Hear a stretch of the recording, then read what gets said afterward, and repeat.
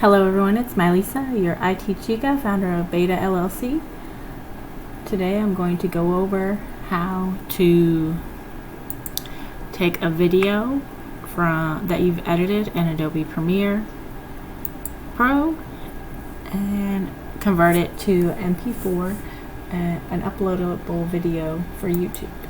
You go to File, then you go to Export, Media, and then you'll select Format H.264, which is already on,